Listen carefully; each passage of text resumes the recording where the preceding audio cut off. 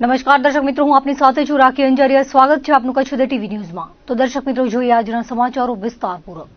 ભુજના સરવા મંડપ વિસ્તારમાં આધેડે આપઘાત કરી લેતા ચકચાર મચી ગઈ હતી. આ બાબતે જાણવા મળતી વિગતો મુજબ 47 વર્ષીય શિવજી પરમારે કોઈ અગમ્ય કારણોસર આત્મઘાતી પગલું ભર્યું હતું. તેમણે પંખા પર કપડો બાંધીને ફાંસો ખાઈ જીવાદોરી ટૂંકાવી હતી, જે અંગે બી ડિવિઝન પોલીસે અકસ્માત મોતનો ગુનો દાખલ કરી તપાસ હાથ ધરી છે.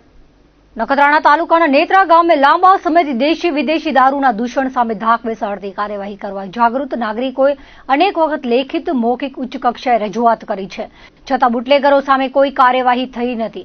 અમુક સજ્જન પ્રતિષ્ઠિત લોકો દારૂડિયાના રોજિંદા ત્રાસથી અને બુટલેગરોની ધાક ધમકીથી ગામ છોડી ધંધા રોજગાર છોડી શહેર તરફ ચાલ્યા ગયા છે, તો પરદેશ વસતા પાટીદાર સહિત અન્ય જ્ઞાતિઓ તહેવાર ઉજવવા પાંખી સંખ્યામાં આવે છે. ગામમાં દેશી દારૂની કોથળીનું સવારના 5 વાગ્યાથી જ વેચાણ ચાલુ થાય છે અને યુવાનો ઉઠતાની સાથે જ સવારે કોથળી પીવા માંડે છે. અચરજની વાત એ છે કે શાળા હાઈસ્કૂલની નજીક ભણતા બાળકો સામે દેશી વિદેશી દારૂ ખુલ્લેઆમ વેચાઈ રહ્યો છે અને પીવાઈ રહ્યો છે. બસ સ્ટેન્ડ વિસ્તારમાં પ્રાથમિક આરોગ્ય કેન્દ્ર, હાઈસ્કૂલ, પ્રાથમિક શાળા, મફતનગર, નેત્રા, બાંડિયા રોડ, તળાવ પાસે છડે ચોક ખુલ્લેઆમ દારૂ વેચાઈ રહ્યો છે. આ બાબતે પોલીસ બુટલેગરો પર રેડ નાખે કે કાર્યવાહી કરે તો બુટલેગરો પંચ તથા પોલીસ સામે ખોટી અરજીઓ કરી ધાક ધમકી આપીને ડરાવવાની કોશિશ કરે છે અને પોતાનો દારૂનો ધંધો ચાલુ રાખે છે. દારૂના કારણે ગામમાં છેલ્લા 2 થી 3 વર્ષમાં 20 થી 25 નવ યુવાનો મોતને ભેટ્યા છે અને હજુ પણ અનેક યુવાનો લથડતી હાલતમાં પડ્યા છે. અનેક મહિલાઓના દારૂના દૂષણે ઘર ભાંગ્યા છે, છતાં પણ બુટલેગરોને દારૂનું દૂષણ ઘટવાના બદલે વધી રહ્યું છે. આ બાબતે જાગૃત નાગરિકો પ્રજાના પ્રતિનિધિઓ પાસે પણ રજૂઆત કરી છે અને કચ્છના એસપી ગામમાં લોક દરબાર યોજે અથવા ગામની ઓચિંતી મુલાકાત લે તે જરૂરી છે. પોલીસ પ્રજાનો મિત્ર છે તે સૂત્ર સાર્થક કરે અને સજ્જન માણસોને હિંમત આપે તથા બુટલેગરો સામે જાહેરમાં કડક ધાક બેસાડતી કાર્યવાહી કરે તેવું ગ્રામજનો ઈચ્છી રહ્યા છે. બીજી તરફ ભારા પર કુમાર શાળા પાસે અવારનવાર દારૂડિયા પડ્યા હોય છે.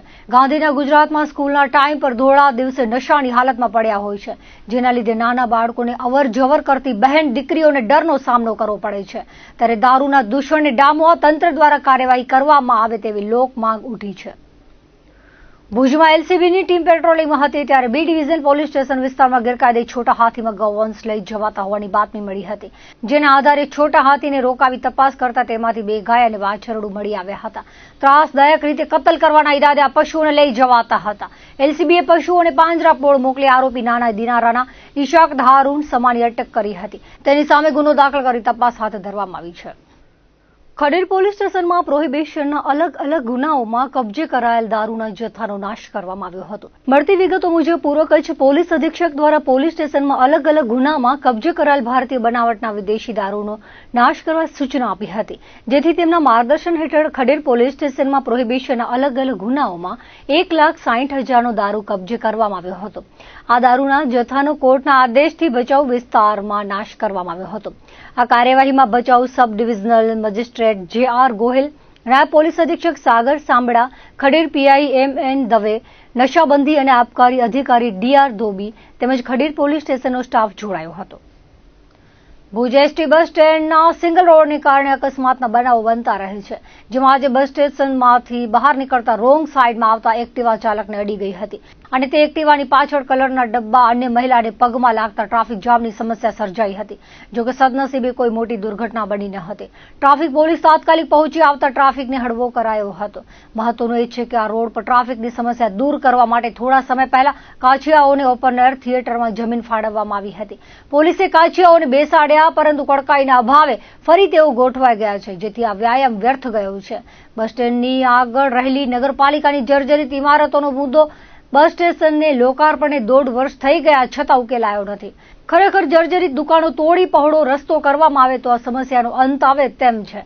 જોકે તંત્રની નિષ્ક્રિયતાના કારણે દિવસ રાત ધમધમતો આ રસ્તો ખાડા, ટ્રાફિક, વરસાદમાં જળ ભરાવ અને 12 માસ ગંદકીની સમસ્યાથી પીડાય છે. તાજેતરમાં રાજ્ય સરકાર ગુજરાત આઈએએસ અધિકારીઓની બદલીના આદેશ કર્યા છે, જેમાં નખત્રાણાના પ્રાંત અધિકારી સુરજ સુથારની બદલી થતા તેમની જગ્યાએ 2023ની બેન્ચના આઈએએસ અધિકારી ઉત્કર્ષ ઉજ્જવલને મુકાયા છે. તેમણે આજે નખત્રાણા પ્રાંતનો ચાર્જ સંભાળ્યો હતો. તેમનું પ્રાંત અધિકારી સુરજ સુથારે પુષ્પગુચ્છ આપી આવકાર આપ્યો હતો. ઉત્કર્ષ ઉજ્જવલે કહ્યું હતું કે શહેર અને તાલુકાના વિકાસને વેગ મળશે અને આ વિસ્તારના લોકોની સમસ્યાને સમજીને તાત્કાલિક ઉકેલ લાવવામાં આવશે. અગાઉ ઉત્કર્ષ ઉજ્જવલે શહેરમાં પ્રાંત અધિકારી તરીકે સેવા આપી હતી.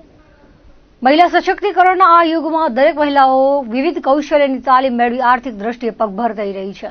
આત્મનિર્ભર મહિલાઓ પરિવારની આર્થિક ઉન્નતિનો આધાર સ્તંભ છે. વિવિધ પ્રકારના કૌશલ્યની તાલીમ થકી બહેનો આર્થિક દ્રષ્ટિએ સશક્ત બની પોતાના પરિવારની સમૃદ્ધિ માટે યોગદાન આપી રહી છે.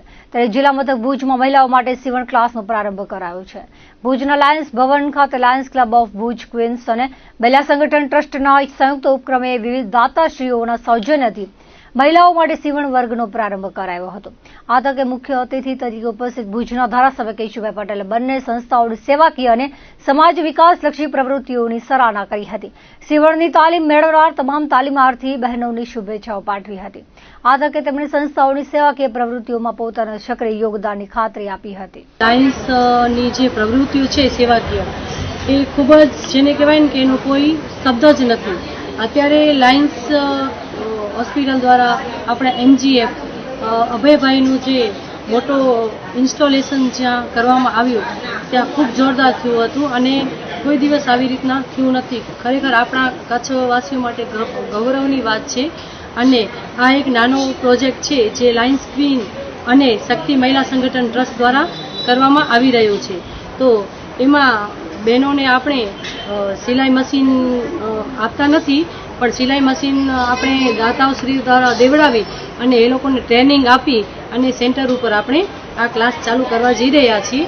તો આ સાથે લાયન્સ ક્વીન અને શક્તિ મહિલા સંગઠન બંનેનો એટલો જ હિસ્સો છે.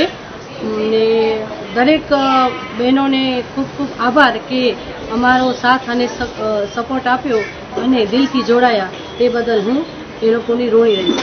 हमारी क्वींस अभी 7 साल पहले ही जन्मी है. अभी वो टीनेजर भी नहीं है, लेकिन इसी बीच हमने बहुत सारे प्रोग्राम्स ऐसे किए हैं जिससे नारी सशक्तिकरण बने, नारी ऊंची आए. और इसके सिवा हम भुज लायंस क्लब से इतने जुड़े हुए हैं और उनके इतने प्रोजेक्ट्स हैं, उनका हाथ हमारे सिर पे ही है. आज हमने शक्ति संगठन से मिलकर ये प्रोजेक्ट किया है जिसमें हमने लेडीज़ को मशीन सिलाई सिखाने का हमने इस उद्देश्य से हमने ये प्रोजेक्ट किया है. इनके सिवा इसके सिवा ये मेकअप और ये टिप्स देने की और पार्लर चलाने की भी हमने ये ली है साथ में. और हमारी लायंस क्लब इतने काम करती है, सेवा की प्रवृत्तियाँ उतनी की है कि कोई जोड़ उसका नहीं है. हम सब साथ मिलकर उनको सहकार भी देते हैं और उनके साथ रहते भी हैं हर काम में.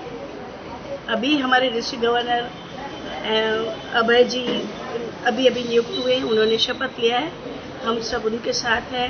हमने ग्रीन मिशन का भी स्टार्ट किया है जिसमें पूरी भुज को हरियाला बनाने का, नए पेड़ लगाने का और पेड़ों को वितरण करने का भी हमने ये प्रोजेक्ट लिया हुआ है.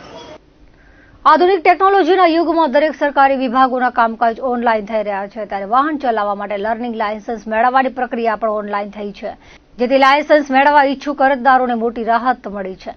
લાયસન્સ કઢાવવા માટે હવે અરજદારોને ટેસ્ટ આપો RTO, ITI કે પોલિટેકનિક ખાતે ધક્કા ખાવાની જરૂર પડતી નથી. અરજદાર ઘર બેઠા ટેસ્ટ આપી શકે તેવી વ્યવસ્થા કાર્યરત કરવામાં આવી છે. લેપટોપ કે કેમેરાની સુવિધા ધરાવતા કોમ્પ્યુટરના માધ્યમથી અરજદાર ઘર બેઠા ટેસ્ટ આપતા થયા છે. પશ્ચિમ કચ્છમાં ઘર બેઠા ટેસ્ટની સેવાને બહોળો પ્રતિસાદ મળ્યો છે.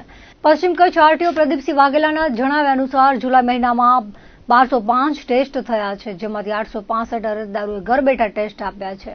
ભુજની RTO કચેરી, પોલિટેકનિક, ITI ખાતે આવી 340 લોકોએ ટેસ્ટ આપી હતી.